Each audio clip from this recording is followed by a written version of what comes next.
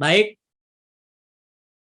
Bapak Ibu dan adik-adik yang saya hormati, saya langsung saja di awal ini mengingatkan lagi khususnya kepada adik-adik mahasiswa bahwa tuntutan terhadap adik itu adalah memang sangat besar, sangat ideal, yaitu kita harapkan kalian bisa menjadi guru Indonesia yang memang memiliki panggilan hati menjadi guru profesional, memiliki komitmen, menjadi teladan, cinta terhadap profesi, dan pembelajar sepanjang hayat. Nah, apa yang saya sampaikan, inilah menjadi profil dari PPG Prajabatan, yang tentu saja sebagai sebuah profil, inilah mimpi kita, inilah harapan pemerintah, harapan masyarakat untuk kalian miliki dengan baik. Nah, adik-adik, untuk itulah berdasarkan profil tersebut dirumuskan 8 kompetensi yang nantinya akan menjadi unsur yang dinilai apakah ke-8 kompetensi ini telah dikuasai dengan baik ataukah tidak. Karena 8 kompetensi inilah nantinya jika dikuasai dengan baik, maka profil yang saya sampaikan tadi di awal kita nyatakan juga sudah dimiliki dengan baik.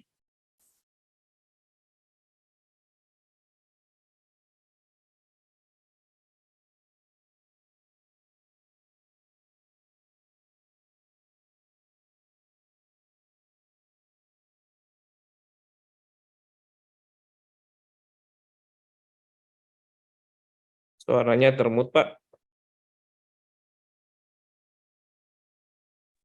Oh, maaf. Oke. Saya ulangi. Jadi tadi di awal, adik-adik,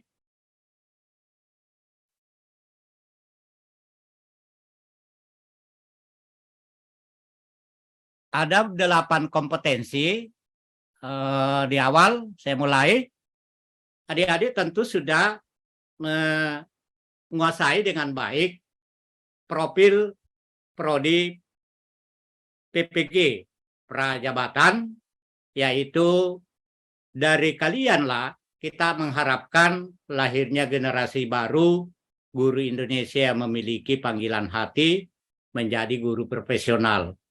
Dari adik-adiklah kita harapkan lahirnya guru yang memiliki komitmen yang bisa menjadi teladan bagi siswa dan tentu saja cinta terhadap profesi dan tidak kalah pentingnya menjadi pembelajar sepanjang hayat. Nah, untuk mewujudkan profil ini, maka kalian dalam proses perkuliahan selama ini, kita telah berupaya membekali kalian dengan 8 kompetensi. Nah, oleh karena itulah, ke-8 kompetensi inilah yang harus dikuasai dengan baik, dan ini pula lah yang akan dinilai, baik melalui uji kinerja maupun melalui uji tulis. Ke-8 kompetensi lulusan ini mulai dari mampu melaksanakan tugas keprofesionalan sebagai pendidik yang menjunjung tinggi nilai-nilai Pancasila, etika profesi, serta berjiwa wirausaha. Dan seterusnya. Yang kedua, ketiga, keempat, 5, 6, 7, dan yang terakhir adalah mampu mengembangkan diri secara berkelanjutan sebagai guru profesional. Tidak perlu saya bacakan satu persatu lagi, karena tentu adik-adik telah menguasai dengan baik kompetensi-kompetensi ini, yaitu yang ke-8 kompetensi yang biasa kita singkat dengan KLPPG. Nah, untuk mencapai kompetensi itu seperti yang saya sampaikan, kalian telah mengikuti proses yang cukup panjang selama 2 semester. Nah, untuk mengetahui apakah ke-8 kompetensi itu memang telah dikuasai dengan baik, meliputi perencanaan ataukah penyusunan tujuan, pelaksanaan pembelajaran, penguasaan terhadap konten bidang studi, penguasaan terhadap asesmen, refleksi, dan kepribadian serta pengembangan diri, ini harus kita uji melalui uji tertulis dan uji kinerja. Untuk uji tertulis, ada 2 jenis ujian yang adik-adik telah dan akan tempuh, yaitu uji objektif atau KPCK yang sudah dilakukan selama beberapa minggu yang lalu. Lalu yang kedua adalah studi kasus. Selanjutnya, uji kinerja. Juga ada 2 bagian, yaitu pelaksanaan proses belajar mengajar yang di dalamnya yang dinilai adalah perangkat RPP atau modul ajar dan pelaksanaan pembelajaran yang diwujudkan dalam bentuk video pembelajaran. Dan yang terakhir adalah wawancara. Nah, inilah wawancara yang khusus akan saya sampaikan pada kesempatan ini karena uji PCK, studi kasus, kemudian PBM sudah dilakukan dan sementara sedang dilakukan pada saat ini. Nah, adik-adik, seperti yang baru saja saya sampaikan, jadi kompetensi lulusan PPG Prajabatan itu sekali lagi saya sampaikan akan diuji melalui 2 bentuk ujian, uji tertulis, uji kinerja yang meliputi tes objektif berbasis PCK, tes uraian berbasis kasus, perangkat pembelajaran, praktik pembelajaran, dan wawancara. Nah, wawancara ini adalah dirancang ataukah dikembangkan sedemikian rupa untuk mendapatkan ataukah mengkonfirmasi, mengklarifikasi proses dan hasil pembelajaran selama 2 semester, serta untuk mengetahui filosofi pengajaran mahasiswa. Wawancara dilakukan secara daring menggunakan pertanyaan-pertanyaan terstruktur yang nanti akan diberikan kepada adik-adik. Nah, mengapa wawancara? Saya mengutip salah satu pernyataan Albert Einstein bahwa belajar dari kemarin, hidup untuk sekarang, berharap untuk besok. Hal yang paling penting adalah jangan pernah berhenti bertanya.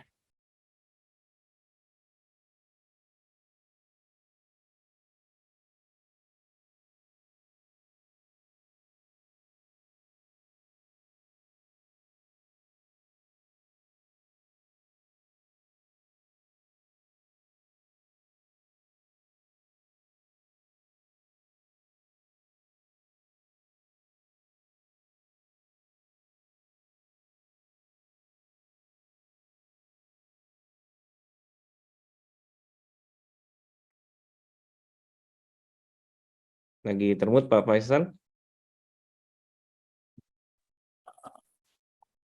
Tidak stabil ya, saya punya. Iya Pak. Iya. Silakan Pak. Ya, saya lanjut, adik-adik. Nah, dari ke-8 kompetensi lulusan tadi, itu seperti yang sudah saya sampaikan, akan diuji melalui 2 bentuk, yaitu uji pengetahuan dan uji kinerja. Nah, untuk masing-masing kompetensi lulusan, ada yang memang khusus diujikan melalui apakah PCK atau studi kasus, perangkat pembelajaran, video pembelajaran, dan wawancara.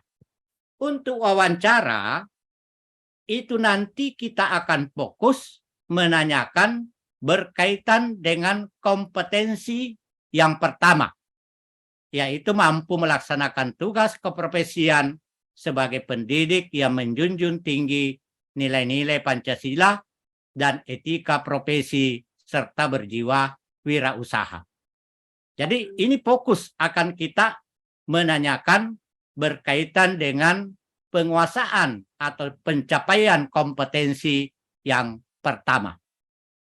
Begitu pula untuk kompetensi-kompetensi yang lain yang akan dilakukan ataukah diujikan melalui wawancara adalah kompetensi yang ketujuh dan yang kedelapan.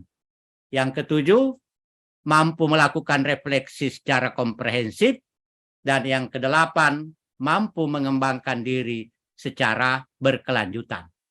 Sedangkan untuk kompetensi-kompetensi yang lain adalah ada yang diuji melalui PCK, ada yang diuji melalui studi kasus, ada juga salah satu kompetensi diuji dilakukan melalui beberapa teknik, yaitu melalui PCK, perangkat pembelajaran, video pembelajaran.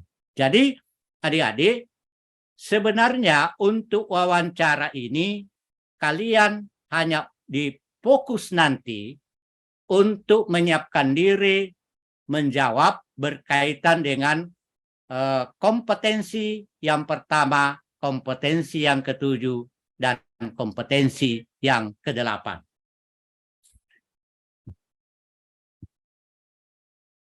Nah, memang untuk wawancara nanti, model yang akan dipakai atau yang digunakan oleh dosen dan pamong adalah menggunakan model STAR. Dan saya kira istilah ataukah model ini merupakan istilah yang tidak asing lagi bagi adik-adik, yaitu STAR ini adalah singkatan dari situasi atau situation, task, kemudian action, dan result. Nah, untuk situasi atau situation adalah biasa kita artikan dengan situasi, sedangkan task itu adalah tugas. Jadi pada umumnya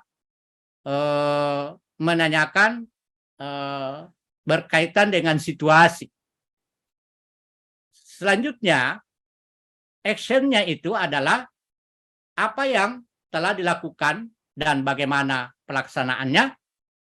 Result adalah dampak dari tindakan. Nah, adik-adik,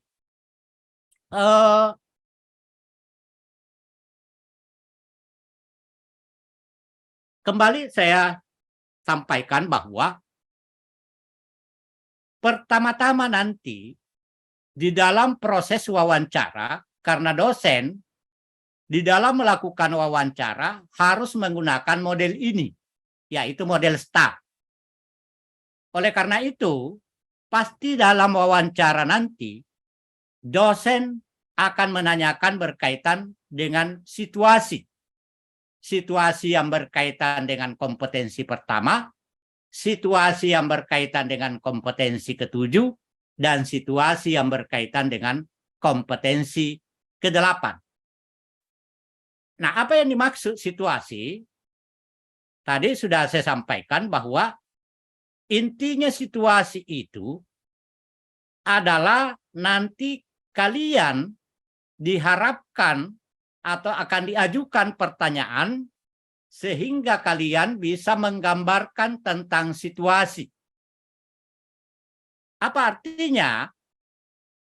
Adik-adik diharapkan nanti menggambarkan ataukah menyampaikan sebuah kondisi yang pernah dialami sebelumnya yang berkaitan dengan pertanyaan. Berkaitan dengan pertanyaan ini yang berkaitan dengan kompetensi 1, 7, dan 8. Misalnya, tantangan yang sedang dihadapi di dalam mengikuti program PPG, atau mungkin juga kalau yang untuk kompetensi ke-7 dan kompetensi yang ke-8 itu adalah mungkin pada saat pelaksanaan PPL.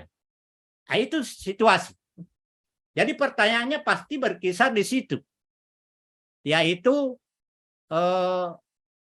permasalahan atau kondisi ataukah problem yang pernah dihadapi, pernah dialami sebelumnya, khususnya selama proses pembelajaran di program PPG Prajabatan, dan tentu juga khususnya pada saat pelaksanaan PPL, khususnya jika berkaitan dengan persoalan pembelajaran.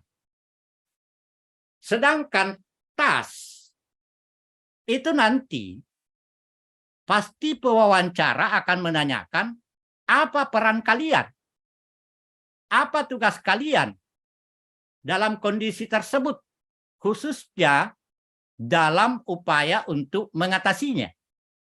Apakah Anda sendiri ataukah melibatkan orang lain? Nah, ini juga contoh, karena metode STAR atau model STAR ini sebenarnya juga model inilah yang seharusnya dijadikan rujukan untuk menyusun laporan studi kasus. Pertama, kemukakan situasinya, permasalahannya, ataukah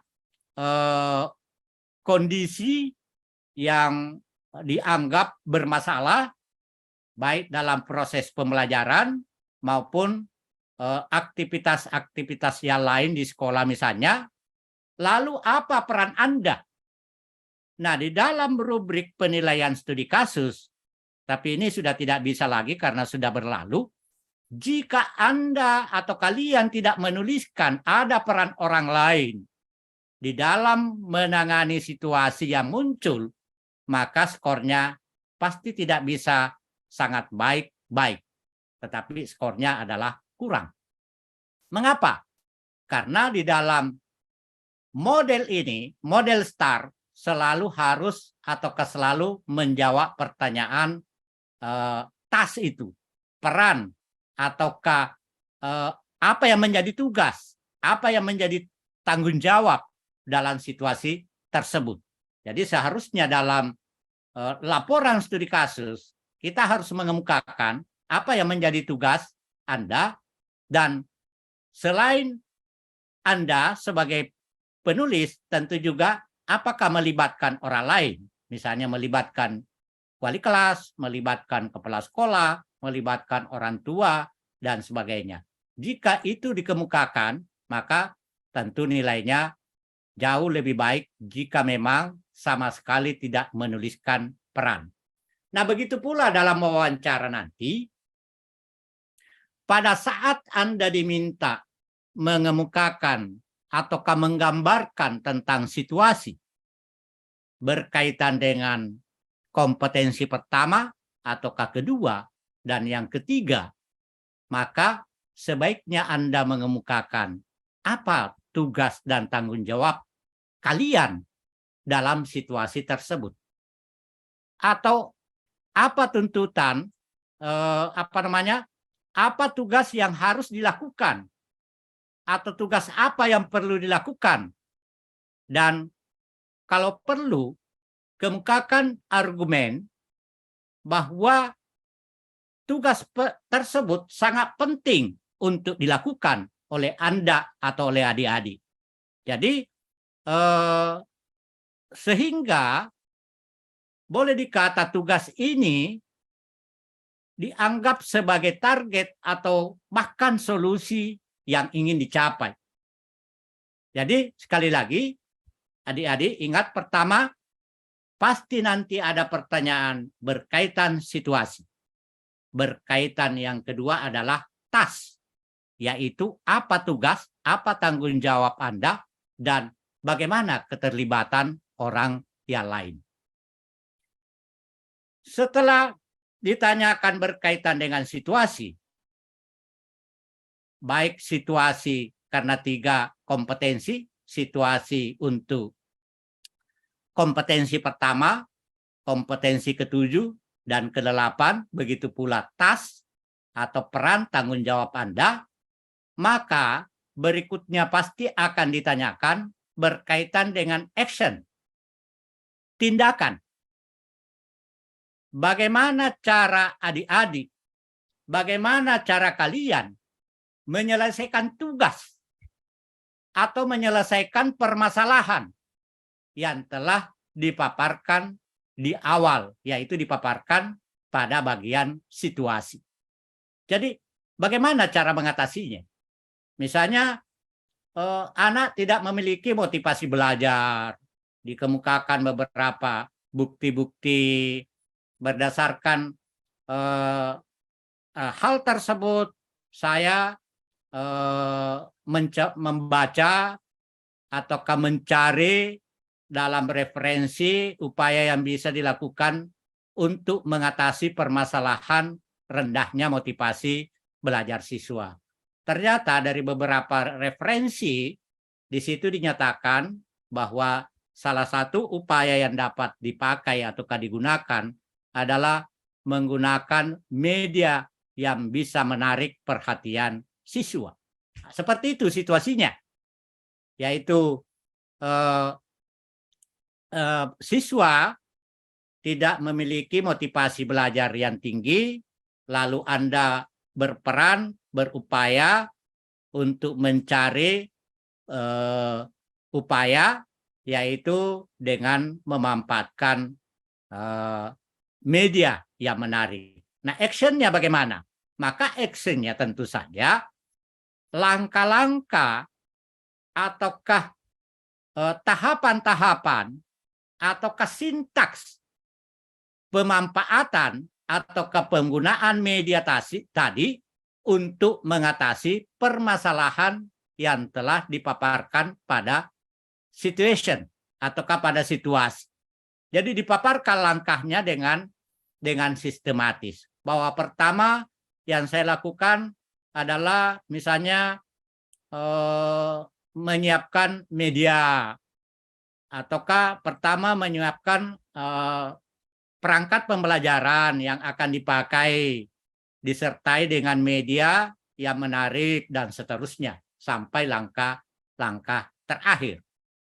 Nah, setelah itu terakhir adik-adik akan ditanyakan pasti adalah hasil dari tindakan atau action yang telah dilakukan tadi. Apakah itu dampaknya positif ataukah sebaliknya, yaitu tidak memberi dampak apa-apa. Silakan kemukakan saja dengan jujur, misalnya dampak yang diperoleh dari action atau tindakan yang saya telah lakukan ternyata hasilnya tidak maksimal. Ya mungkin apa alasan, apa argumen, misalnya jika dikatakan belum maksimal. Lalu apa alasan? Karena kalau misalnya Anda mengatakan atau adik hanya mengatakan dampak dari action yang sudah saya lakukan, terapkan itu adalah ternyata maksimal ataukah kurang maksimal, maka tentu kalau Anda berhenti di situ, pewawancara pasti akan memberikan pertanyaan lanjutan. Mengapa Anda mengatakan kurang maksimal? Atau apa buktinya sehingga Anda mengatakan pemanfaatan media tadi itu adalah memang hasilnya maksimal? Nah, itu. Jadi adik-adik di dalam wawancara ini tentu karena ini yang menjadi patokan oleh pewawancara di dalam melakukan wawancara adalah menggunakan model STAR. Maka adik-adik bersiaplah untuk ditanyai berkaitan dengan keempat komponen itu, yaitu situasi, task, ataukah tugas atau peran, action atau tindakan, dan hasil dari tindakan tersebut. Nah, adik-adik yang saya hormati,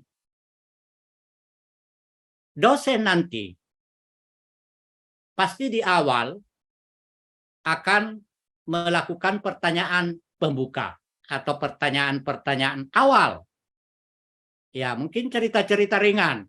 Ini belum berkaitan dengan rubrik, belum berkaitan dengan kompetensi. Jadi masih berkaitan dengan latar belakang kalian. Silakan cerita pengalaman mengajar Anda pada masa PPL. Apa tanggung jawab Anda pada saat ini? Apa yang memotivasi Anda menjadi seorang guru? Apa yang Anda lakukan untuk mewujudkan motivasi tersebut? Apa kelebihan yang mendukung peran Anda sebagai calon guru? Jelaskan alasannya dan berikan contohnya. Inilah pertanyaan-pertanyaan pembuka. Biasanya pertanyaan ini mungkin tidak persis ini, tetapi ya berkisar dengan tinjauan latar belakang adik-adik, khususnya keberadaannya di prodi PPG.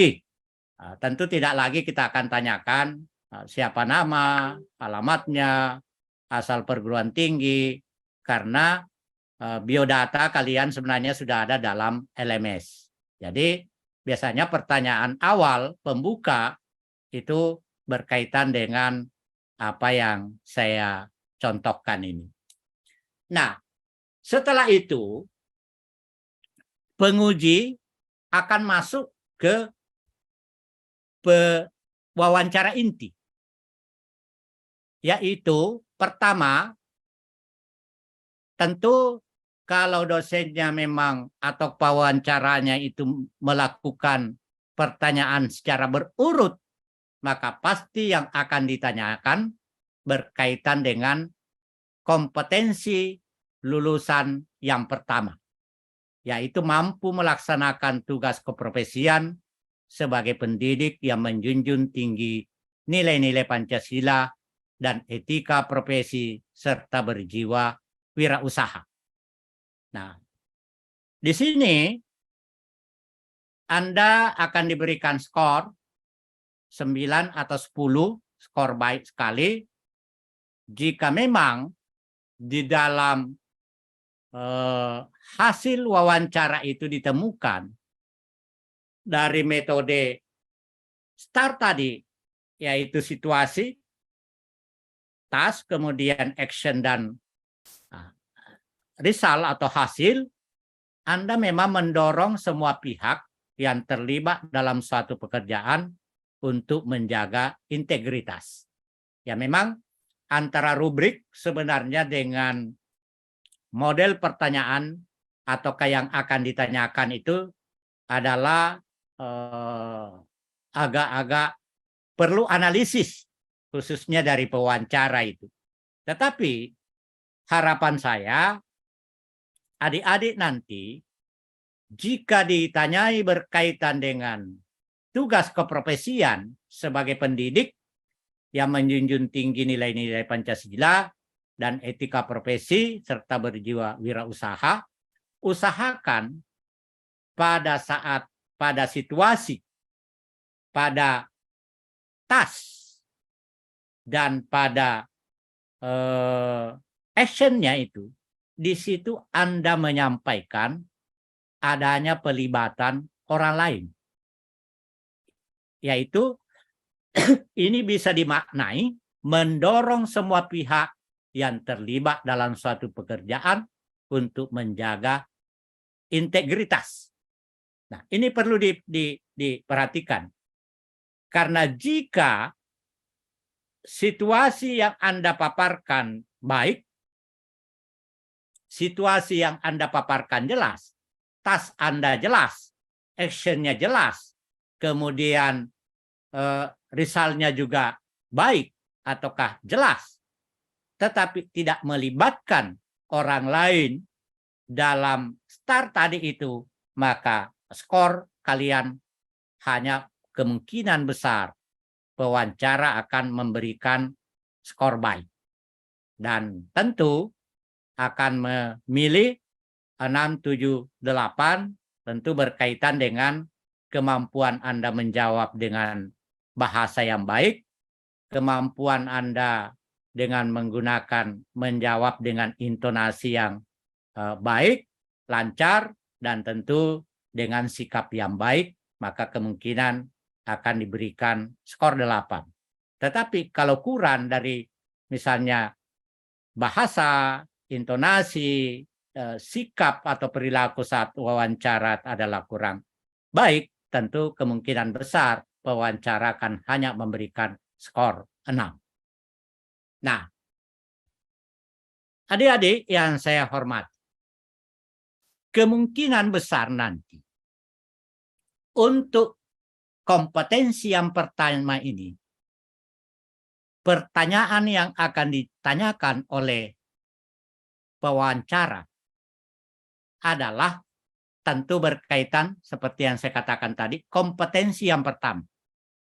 Ceritakan pengalaman Anda ketika Anda berhasil memperoleh kepercayaan orang lain dengan menunjukkan kejujuran secara konsisten dan bertindak sesuai dengan nilai-nilai Pancasila dan etika profesi.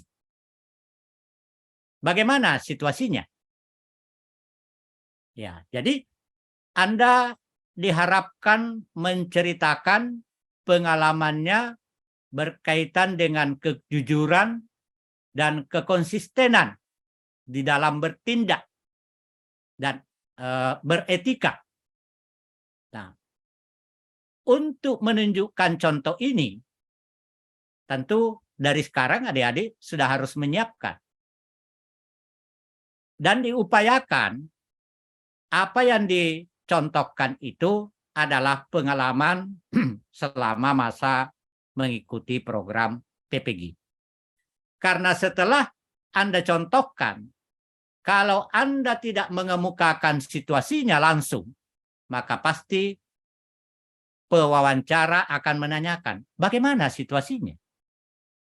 Kalau situasinya sudah digambarkan, Anda tidak mengemukakan kapan waktu itu terjadi, maka pasti kapan situasi itu muncul, di mana, siapa saja yang terlibat, apa peran atau tugas Anda saat itu. Inilah pertanyaan yang berkaitan dengan pertanyaan pertama, yaitu situation dan task. Untuk kompetensi pertama. Jadi coba adik-adik dari sekarang menyiapkan berkaitan dengan permasalahan pentingnya Anda menunjukkan kejujuran secara konsisten atau bertindak sesuai dengan nilai-nilai Pancasila dan etika profesi. Etika profesi adalah etika profesi guru. Paparkan situasinya, permasalahannya, ada kondisi, ada masalah, ada sesuatu yang menjadikan hal tersebut atau hidup Anda menjadi berkonflik berkaitan dengan kejujuran dan kekonsistenan. Nah, itu mulai dari sekarang disiapkan. Kapan, di mana, dan saya yakin pasti setiap orang pernah mengalami ini, bahkan mungkin setiap saat kita akan mengalami persoalan-persoalan berkaitan dengan kejujuran, kekonsistenan, nilai-nilai Pancasila, begitu pula dengan etika profesi. Setelah itu diceritakan, dipaparkan, diusahakan dengan bahasa yang Indonesia yang baik dan benar, kemudian jelas, intonasi yang baik, lalu sikap yang baik.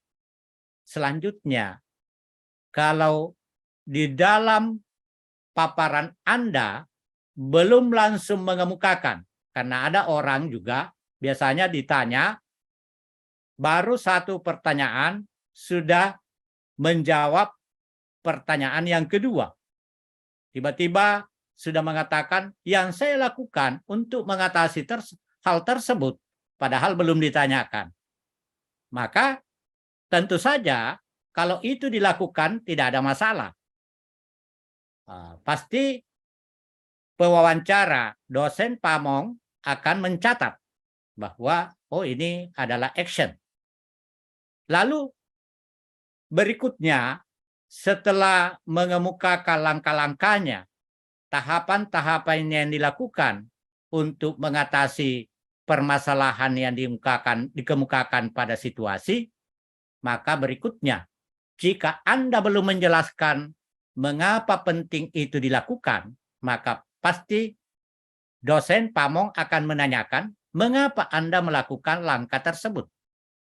Kalau Anda menggunakan misalnya metode, mengapa Anda menggunakan metode tersebut? Mengapa Anda menggunakan strategi tersebut? Mengapa Anda melakukan upaya itu dan seterusnya. Nah, seandainya di dalam paparan Anda belum mengemukakan hasilnya, maka pasti pewawancara akan menanyakan bagaimana hasilnya.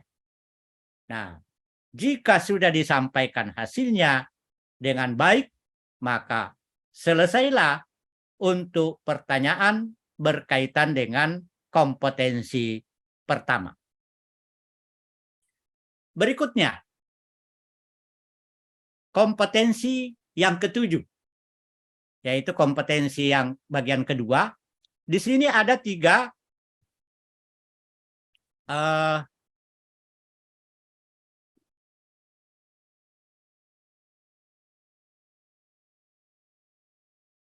jadi ini contoh tadi, contoh pertanyaan pertama, ceritakan pengalaman Anda, bagaimana situasinya, kapan, di mana, siapa saja yang terlibat, apa peran, tugas Anda saat itu, apa yang Anda lakukan, mengapa Anda melakukan langkah tersebut. Ini adalah pertanyaan berkaitan dengan situasi dan task, kemudian apa yang Anda lakukan, mengapa Anda lakukan, mengapa Anda melakukan langkah tersebut. Maka ini adalah pertanyaan berkaitan dengan action untuk kompetensi pertama, dan bagaimana hasilnya adalah result atau hasil dampak dari situasi yang sudah Anda paparkan. Inilah kemungkinan besar pertanyaan-pertanyaan atau inilah pertanyaan pokok sebenarnya yang akan diajukan oleh pewawancara nanti berkaitan dengan kompetensi pertama. Selanjutnya, kompetensi yang ketujuh yang merupakan bagian kedua yang akan diujikan dalam wawancara ini, yaitu ada 3 indikator, melakukan refleksi secara komprehensif terhadap konten pedagogi teknologi dalam merencanakan. Nah, ini pada umumnya berkaitan dengan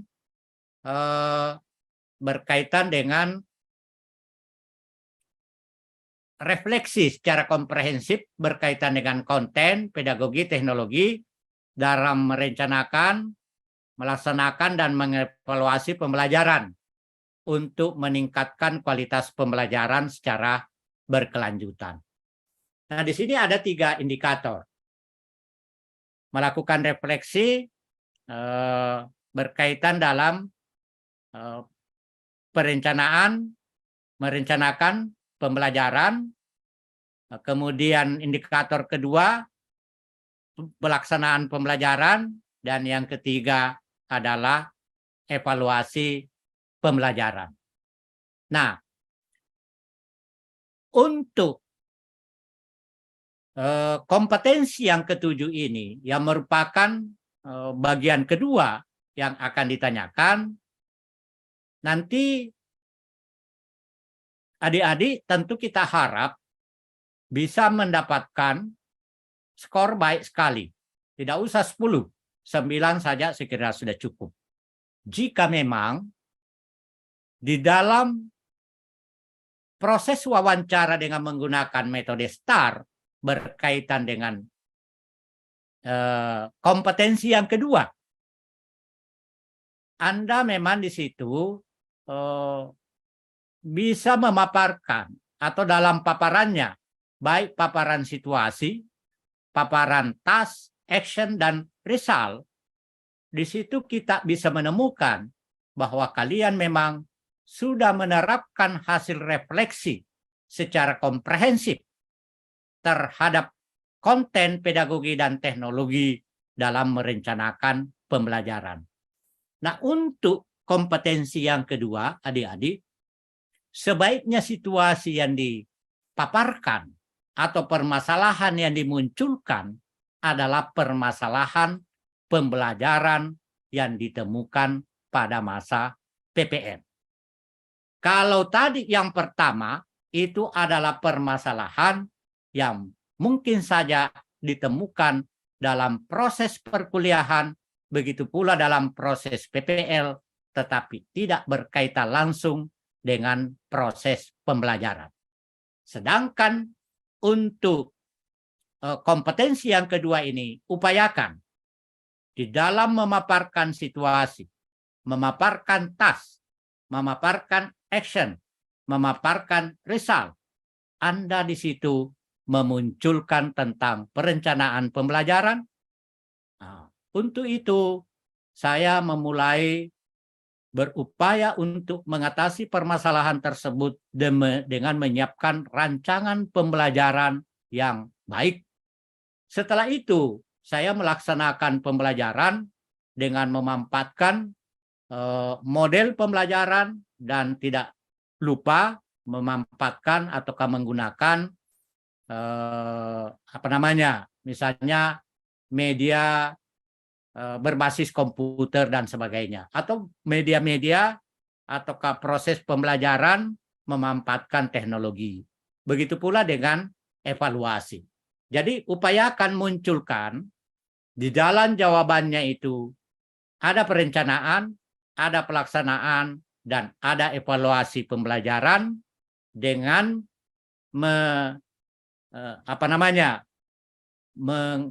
menerapkan ataukah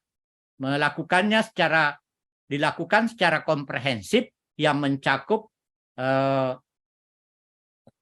konten pedagogi dan teknologi atau TPACK. Nah, berkaitan dengan ketiga indikator untuk kompetensi yang kedua ini, adik-adik, pertanyaannya tidak jauh berbeda dengan pertanyaan untuk kompetensi pertama, karena juga pertanyaan yang kompetensi kedua ini, yaitu kompetensi ketujuh ini, juga tetap sesuai dengan langkah-langkah model STAR. Ceritakan situasi Anda pada saat melakukan refleksi dalam merencanakan, melaksanakan, dan mengevaluasi pembelajaran. Ya, maksudnya, di sini Anda diharapkan untuk mengemukakan berdasarkan hasil refleksi ditemukan bahwa ada permasalahan yang muncul.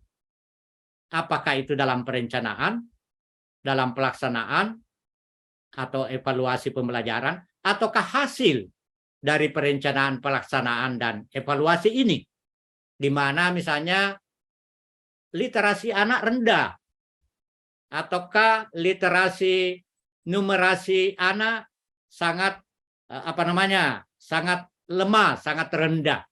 Nah, itu diceritakan permasalahannya, situasinya, mengapa kira-kira itu muncul, apa penyebabnya, lalu upaya yang akan dilakukan untuk mengatasi hal tersebut.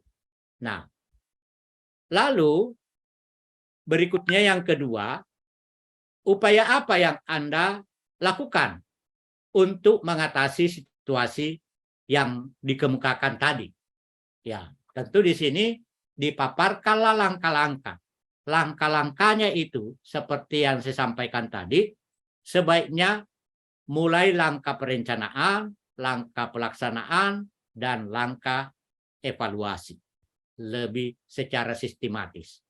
Dan terakhir, kemukakan, paparkan dampak terhadap kualitas pembelajaran dari tindakan atau action yang telah dipilih ataukah yang telah dilakukan seperti yang dikemukakan tadi. Nah, inilah kemungkinan, dan ini yang menjadi pertanyaan pokok, ini yang menjadi pertanyaan boleh dikata panduan untuk mengajukan pertanyaan berkaitan dengan kompetensi yang ketujuh. Kalaupun ada pengembangan dari pertanyaan pewawancara, tentu tidak jauh dari situasi, tas peran Anda, lalu upaya atau action yang Anda lakukan untuk mengatasi permasalahan yang dikemukakan pada situasi, dan hasil dari action tersebut.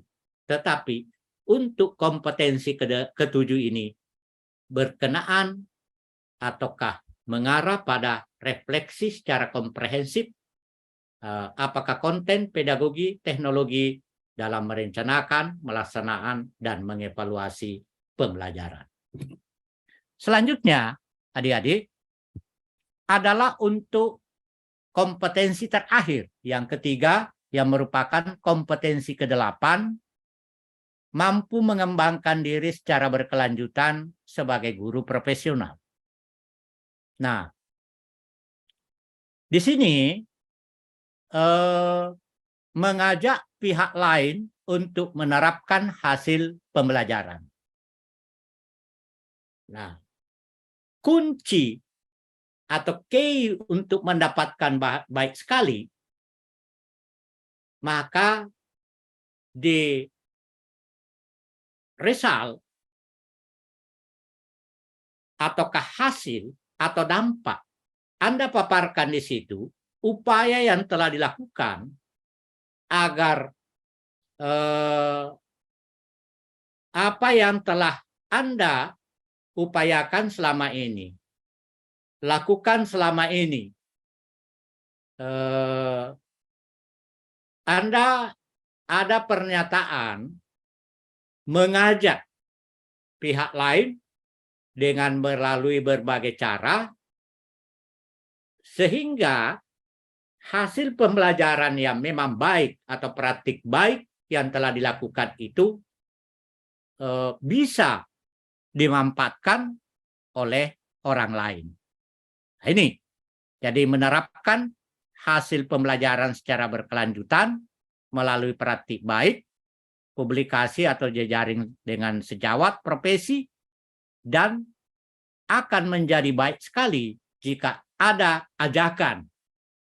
Oleh karena itu, saya telah berupaya untuk mengajak teman-teman, mengajak guru-guru agar mau menerapkan modelkah, metodekah, ataukah cara teknik strategi yang telah Anda anggap sebagai suatu praktik baik berdasarkan situasi yang telah dipaparkan sebelumnya. Nah, pertanyaan yang muncul berkaitan dengan kompetensi ke-8 ini adalah sama atau tidak jauh berbeda dengan pertanyaan-pertanyaan sebelumnya, karena model yang dipakai tetap sama, yaitu STAR. Ceritakan pengalaman Anda ketika mengembangkan diri dan memanfaatkan kesempatan belajar. Ya, ini mengembangkan diri dan memanfaatkan kesempatan belajar Ini tentu bisa berkaitan dengan adik punya waktu, punya kesempatan, punya punya kemampuan sehingga bisa mendapat kesempatan untuk belajar di prodi PPG. Bagaimana situasinya?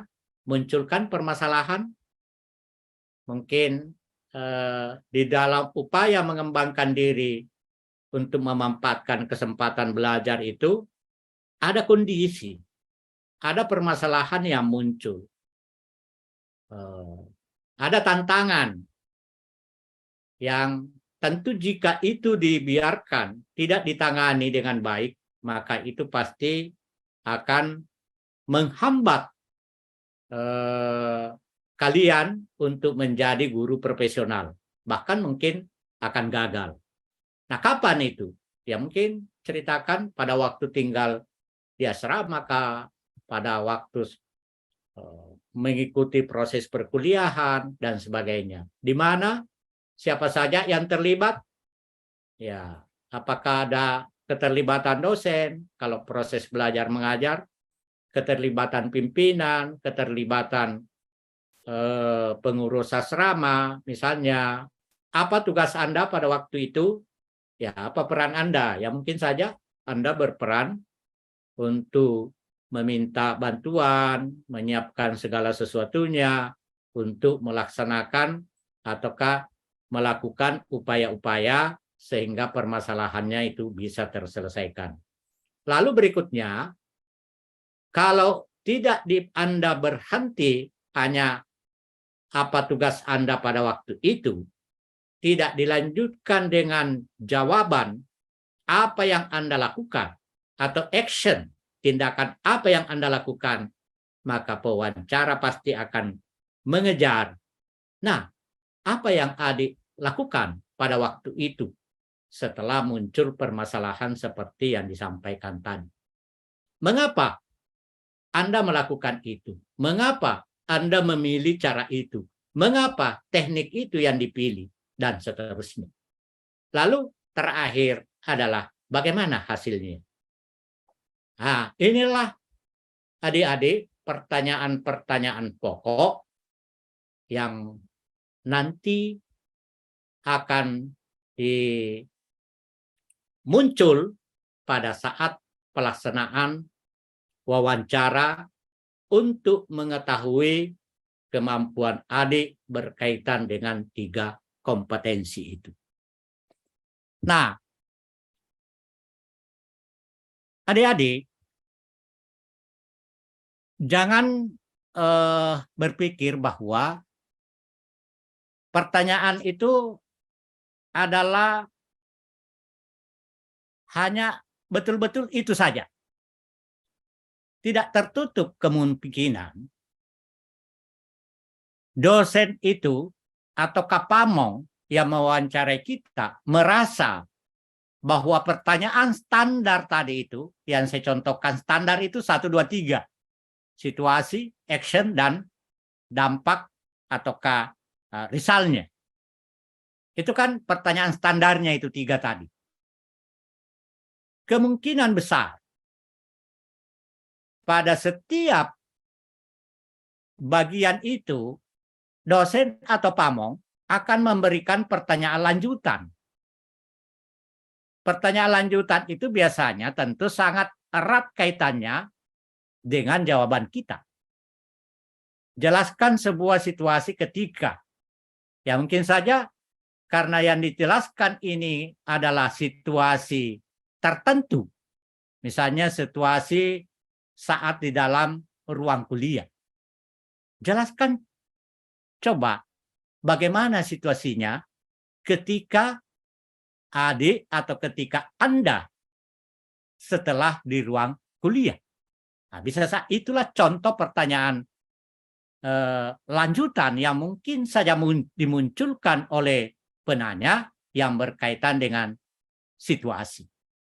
Lalu mungkin bahkan mengapa Anda melakukan itu? Bagaimana situasi di sekitar atau bagaimana dengan teman-teman, apakah tidak mengalami hal seperti itu? Bisa saja muncul pertanyaan seperti itu. Anda bereaksi terhadap, misalnya terhadap siapa atau terhadap apa dan sebagainya. Itu kemungkinan pertanyaan lanjutan untuk situasi. Jadi bersiap adik-adik. Jadi upayakan semua yang disampaikan kepada pewawancara itu, apakah dosen atau pamong, Anda memang menguasainya dengan baik, bukan hanya menguasai berkaitan dengan jawaban pertanyaan standar yang 3 tadi, tetapi upayakan bahwa dan Anda sudah siap jika pewawancara memberikan pertanyaan lanjutan. Nah, untuk actionnya mungkin juga Anda sudah memaparkan langkah 1, langkah 2, selanjutnya yang ketiga, berikutnya yang keempat. Nah, mungkin saja apa yang Anda paparkan itu adalah ribet ataukah tidak jelas atau mungkin tidak sistematis. Maka bisa saja terjadi penanya akan coba diingat kembali tepatnya apa yang Anda lakukan. Nah, itu berarti konfirmasi terhadap paparan yang Anda telah lakukan ataukah sampaikan, tetapi mungkin belum jelas atau tidak sistematis. Atau mungkin juga jelaskan secara spesifik bagaimana Anda melakukan hal tersebut. Ini juga bisa muncul jika yang dikemukakan itu adalah terlalu global, terlalu umum, tidak mengarah pada penyelesaian situasi. Apa yang Anda lakukan pertama kali? Ya mungkin tiba-tiba Anda jadi, nah itu berarti kan sudah Anda menutup itu tindakan actionnya. Jadi saya melakukan ini.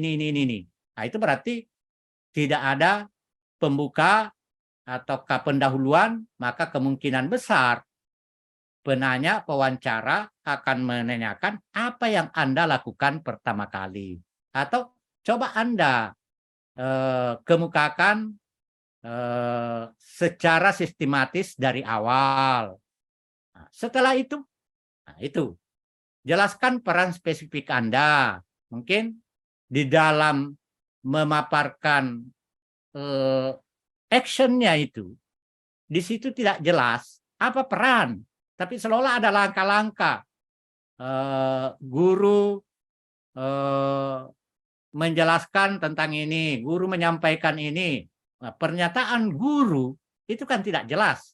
Apakah guru kelas yang menjalankan itu, ataukah adik sendiri yang berperan sebagai guru yang dimaksudkan dalam pernyataannya itu. Jelaskan langkah-langkah yang Anda ambil. Jadi intinya pertanyaan-pertanyaan lanjutan ini adalah kemungkinan muncul jika apa yang adik sampaikan itu mungkin belum terlalu jelas, atau belum lengkap, atau tidak sistematis, atau bahkan mungkin ada kekeliruan di dalam menyampaikan jawaban atau memberikan jawaban.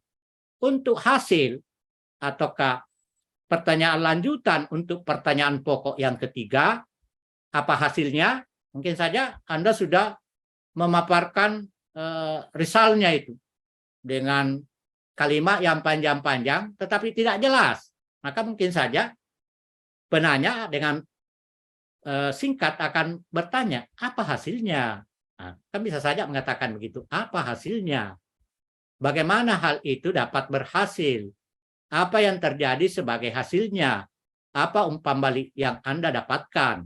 Nah, inilah contoh kemungkinan yang bisa muncul untuk pertanyaan lanjutan, terutama jika jawaban yang kita berikan berkaitan dengan pertanyaan pokok, yaitu start tadi itu dianggap tidak lengkap, tidak jelas, tidak sistematis, atau bahkan mungkin keliru. Selanjutnya, contoh ini. Untuk kompetensi terakhir yang ke-8, tadi sudah saya contohkan pertanyaannya ya. Ceritakan pengalaman Anda ketika mengembangkan diri dan memanfaatkan kesempatan belajar. Bagaimana situasinya, kapan, di mana kejadiannya, siapa yang terlibat, apa tugas Anda, bagaimana hasilnya. Nah, kemungkinan jawabannya adalah seperti ini. Ini contoh. Tahun lalu saya mulai mengikuti PPG Prajabatan. Saya merasa paling kurang dibanding teman-teman sekelas saya. Latar belakang pendidikan saya bukan S1 kependidikan. Saya lulusan S1 sastra Inggris. Setiap presentasi saya gugup dan secara tidak sadar saya berbicara terlalu cepat sehingga kurang dipahami oleh dosen pengampu. Sampai suatu saat teman kos saya yang kebetulan sekelas berkata, kalau kamu mau jadi guru harus berani tampil, bisa berkomunikasi depan orang banyak. Masa guru ngomongnya kayak gitu? Semenjak itu saya memutuskan untuk mencari informasi berkaitan dengan pelatihan public speaking lewat teman, juga lewat medsos. Lalu saya mendaftar dan seterusnya saya mengambil sebagian uang tabungan karena biayanya cukup mahal untuk ukuran fresh graduate. Saya pelatihan, saya aktif mendengarkan paparan mentor, banyak bertanya, banyak hal baru yang saya dapatkan, tidak lupa mencatat, dan seterusnya. Bahkan sebulan dari pelatihan tersebut, saya membuat WA group dengan teman-teman alumni pelatihan melanjutkan praktik berkomunikasi.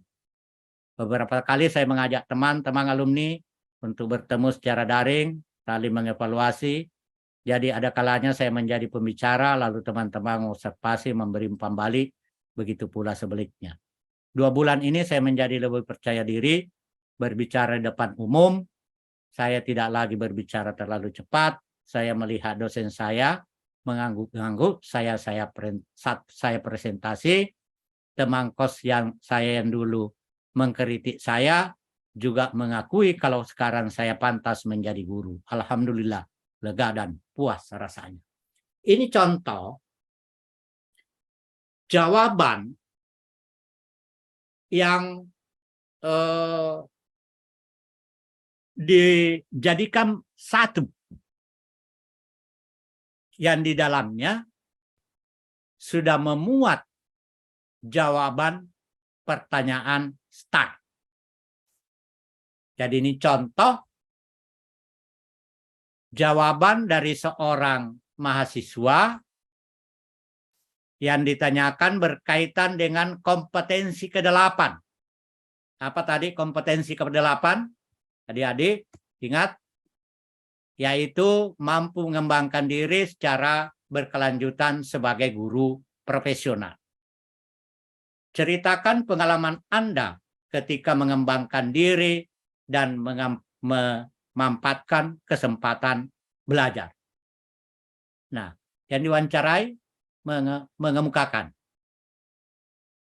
Ini adalah jawaban pertanyaan pertama dan pertanyaan kedua. Apa pertanyaan pertama? Tadi, yaitu ceritakan pengalaman Anda ketika mengembangkan diri dan memanfaatkan kesempatan belajar. Bagaimana situasinya? Nah, situasinya ini pertanyaan pertama, kedua dijawab yang saya beri warna kuning. Ya, saya merasa paling kurang. Saya lulusannya setiap presentasi saya gugup. Nah, pernah ditegur sama masa guru ngomongnya kayak gitu dan seterusnya. Ini contoh untuk pertanyaan pertama, yaitu situasi. Lalu berikutnya, pertanyaan yang berkaitan dengan pertanyaan kedua, yaitu apa tindakan atau apa action yang Anda lakukan untuk mengatasi persoalan tersebut. Maka jawabannya adalah ini. semenjak itu saya memutuskan untuk mencari informasi berkaitan dengan public speaking lewat teman, juga lewat medsos. Lalu saya mendaftar dan seterusnya. Di sini ada langkah-langkah yang dia lakukan, ada beberapa tahapan, ada beberapa teknik yang dilakukan untuk mengatasi permasalahan.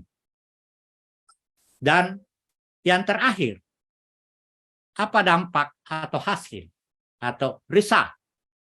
2 bulan ini saya menjadi lebih percaya diri berbicara di depan umum. Saya tidak lagi berbicara terlalu cepat, dan saya melihat dosen saya mengangguk-angguk saat saya presentasi dan seterusnya. Nah, inilah contoh jawaban yang bisa atau kalian dimunculkan berkaitan dengan pertanyaan untuk kompetensi terakhir, yaitu kompetensi ke-8. Nah, adik-adik, tadi saya sudah contohkan pertanyaan lanjut. Sudah saya sampaikan, pertanyaan lanjut itu kemungkinan karena satu atau lebih pertanyaan tindak lanjut tambahan, di mana start, apakah situasinya, apakah actionnya, ataukah resultnya atau hasilnya itu adalah dianggap tidak lengkap. Atau false start, yaitu jika jawaban adik-adik adalah memang ada kekeliruan, maka kita tidak memberikan pertanyaan tindak lanjut. Atau mungkin juga kita mau menguji lebih lanjut, di mana menggunakan dengan cara yang lain. Ya, mungkin kita tahu ini sudah lengkap sebenarnya. Situasinya sudah baik, tasnya sudah jelas, actionnya juga sudah lengkap, sistematis, hasilnya jelas. Tapi terkadang pewawancara itu mau melakukan ataukah mau lebih jauh melihat ataukah mengetahui kemampuan Anda, sehingga memberikan pertanyaan behavioral question, ataukah pertanyaan behavioral itu pertanyaan perilaku yang lain, ataukah tentu saja tetap pertanyaan perilaku, tetapi menggunakan pertanyaan lain dalam situasi mungkin yang berbeda. Nah, adik-adik, ini beberapa hal yang perlu dihindari. Jadi ini kiat yang perlu dihindari pada saat diwawancarai. Karena di dalam model STAR ada yang disebut dengan false start, yaitu STAR yang salah, keliru, ataukah tidak tepat. Dari 2 jawaban ini, di sini semua ada false. Saya biasanya tidak memiliki masalah apapun dengan para guru. Beberapa guru lain memang bermasalah, tapi saya umumnya dapat bekerja sama dengan mereka. Jika seperti ini cara adik menjawab, maka ini jawaban yang kita anggap sangat lemah, kabur. Kami sangat kesulitan pada saat menggunakan metode pengajaran yang baru. Namun setelah beberapa minggu, kami dapat mengatasi kesulitan tersebut dan semua berjalan lancar. Ini yang kedua pun juga kabur. Dan jika Anda menggunakan cara yang pertama, yang kedua, pasti nilai adik sangat kurang. Mengapa? Inilah yang disebut dengan false start. Mengapa false? Saya biasanya tidak memiliki masalah. Kata biasanya itulah adalah kata yang biasa dipakai orang yang memiliki keraguan terhadap apa yang disampaikan. Jadi jangan menggunakan kata biasanya. Kata umumnya itu juga. Anda ataukah jawaban seperti ini adalah jawaban yang meragukan. Kata umumnya itu berupaya untuk meyakinkan pewawancara, walaupun sebenarnya dia tidak seperti itu, sehingga supaya tidak merasa berbohong, maka digunakanlah kata tapi saya umumnya. Nah, ini yang biasa disebut dengan jawaban samar. Samar tidak jelas. Ataukah berlindung. Ataukah ragu-ragu. Hindari kata itu. Kami sangat kesulitan. Sama ini. Ini samar. Apakah benar yang diwawancara ini tidak kesulitan? Jangan-jangan yang tidak kesulitan adalah teman-temannya. Nah, supaya dapat berlindung dari jawaban yang bisa meyakinkan pewawancara, digunakan kata kami. Kami dapat mengatasi kesulitan tersebut. Sebenarnya secara tidak sadar itu maksudnya dia tidak mampu mengatasi kesulitan tersebut. Yang mengatasinya adalah teman atau orang lain. Tetapi supaya jawabannya bisa dikatakan meyakinkan, dipercayai, digunakanlah kata kami. Hindari kata kami. Kecuali memang ada misalnya pernyataan Anda berkelompok lalu menyebutkan kata kami, itu boleh. Tetapi kami kalau yang dimaksud adalah dirinya sendiri, ya katakan saja saya. Nah, ingat, hati-hati orang Sulawesi, karena biasanya karena budaya, adat, biasanya tidak mau menggunakan kata saya, tetapi menggunakan kata kami atau kata kita. Jangan diingat itu, jangan digunakan. Selanjutnya,